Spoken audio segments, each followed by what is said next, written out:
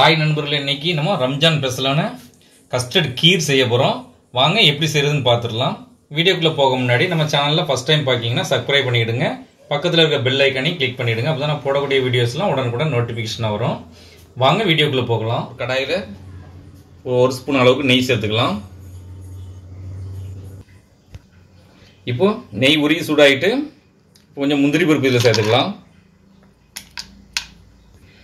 கொஞ்சம் பாதாம் பருப்பு இப்படி வெட்டி வச்சுருக்கேன், அதையும் இதில் சேர்த்துப்போம். கொஞ்சம் பிஸ்தா பருப்பு இப்படி வெட்டி வச்சுருக்கேன், அதையும் இதில் சேர்த்துருவோம். இப்போ இது பொன்னிறமாக வர வரை நல்லா வறுத்து எடுத்துக்கலாம்.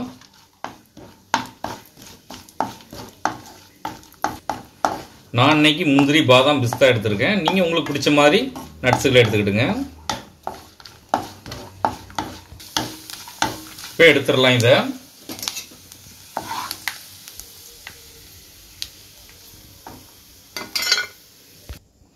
இப்போ இதை எடுத்தாச்சு. இது ஒரு ஓரமாக இருக்கட்டும். இது ஃபைனலாக சேர்த்துக்கலாம். இப்போ அதே நெய்யிலே ஒரு அரை கப் அளவு சேமியா எடுத்துருக்கேன், அதை இதில் சேர்த்து வறுத்துப்போம்.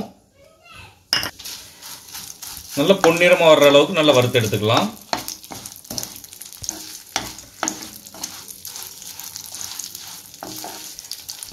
இப்போ நல்லா செவந்து வந்துட்டு இப்போ எடுத்துடலாம். இந்த அளவுக்கு இருக்கணும், இதோட கரியக்கூடாது. நல்ல கோல்டன் ப்ரௌன் கலருக்கு கிட்ட வந்துட்டு இப்போ நம்ம சேமியாவே எடுத்தாச்சு. இதுவும் இருக்கட்டு ஃபைனலாக சேர்த்துக்கலாம். இப்போ மீதி இருக்கிற நெய்லேயே ஒரு 1/4 கப் அளவுக்கு தேங்காய் துருவி வச்சுருக்கேன், அதை இதில் சேர்த்துக்கலாம். இதையும் நல்லா பொன்னிறமாக வறுத்து எடுத்துக்கலாம்.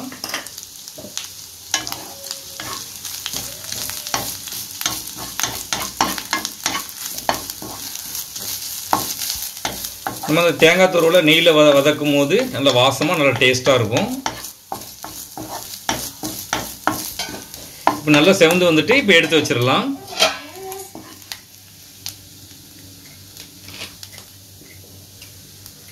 இப்போ இதே எடுத்து வச்சாச்சு. இது ஒரு வாரமாக இருக்கட்டு. இப்போ அதே கடாயில் ஒரு 1/2 லிட்டர் கெட்டியான பால் சேர்த்துப்போம்.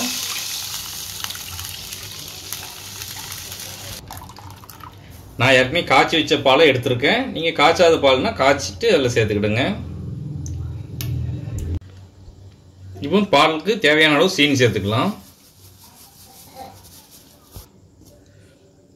நல்லா கலக்கி விட்டுக்கலாம். உங்கள்கிட்ட கண்டென்ஸ்டு மில்க் இருந்துச்சுன்னா அதை கூட கொஞ்சம் சேர்த்துக்கிடுங்க, நல்லாயிருக்கும்.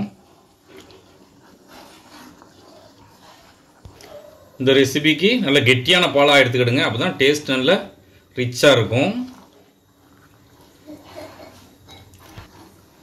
நான் ஒரு 1/4 கப் அளவுக்கு சீனி சேர்த்துருக்கேன். நீங்கள் இனிப்புக்கு தேவையான அளவு பார்த்து சேர்த்துக்கிடுங்க. பால் நல்லா கொதித்து பொங்கி வர ஆரம்பிச்சுட்டு இப்போ நம்ம வறுத்து வச்சுருக்க சேமியாவை இதில் சேர்த்துப்போம். நல்லா மிக்ஸ் பண்ணி விட்டுருவோம். சேமியா நல்லா சாஃப்டாக வெந்து வரட்டு.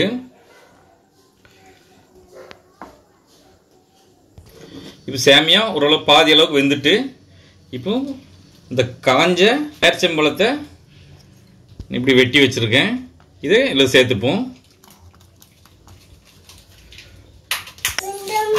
இதையும் நல்லா மிக்ஸ் பண்ணி விட்டு வேக வச்சு எடுத்துப்போம். சேமியாவும் அந்த பேரிச்சம்பழமும் நல்லா வெந்து வரட்டும் சாப்பிட்டா.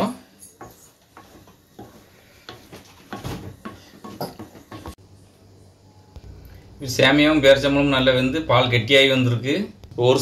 இப்போ ஒரு ஸ்பூன் அளவுக்கு கஸ்டர்ட் பொடி எடுத்திருக்கேன்.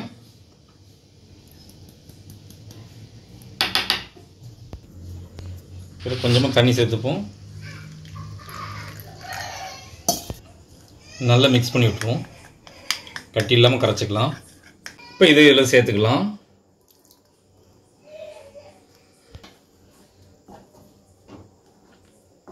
நல்லா மிக்ஸ் பண்ணி விட்டுருவோம். நல்லா மிக்ஸ் பண்ணியாச்சு. இப்போ நம்ம வறுத்து வச்சுருக்க தேங்காவை இதில் சேர்த்துப்போம். இப்போ வறுத்து வச்சுருக்க நட்ஸுகளை இதை சேர்த்துடலாம்.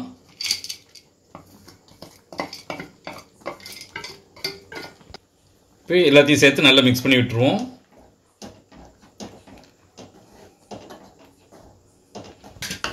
இந்த பாயசம் இந்த அளவுக்கு கெட்டியாக இருந்தால் தான் நல்லா டேஸ்ட்டாக இருக்கும்.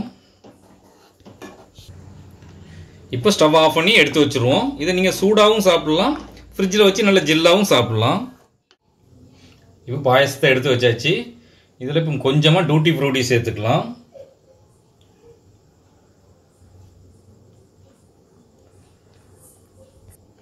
இது ஒரு ஆப்ஷனல் தான், உங்கள்கிட்ட இருந்தால் இதை சேர்த்துக்கிடுங்க. இதோடு சேர்த்து சாப்பிடும்போது டேஸ்ட் ரொம்ப சூப்பராக இருக்கும். நீங்களும் வீட்டில் ட்ரை பண்ணி பார்த்துட்டு எப்படி இருந்துச்சுன்னு கமெண்ட்ல சொல்லுங்கள். இந்த வீடியோ பிடிச்சிருந்தா லைக் பண்ணுங்கள், உங்கள் ஃப்ரெண்ட்ஸ் அண்ட் ஃபேமிலிக்கும் ஷேர் பண்ணுங்கள். இதை போல் நிறைய வீடியோஸ் பார்க்கணும் மறக்காமல் நம்ம சேனலுக்கு சப்ஸ்கிரைப் பண்ணிக்கிடுங்க.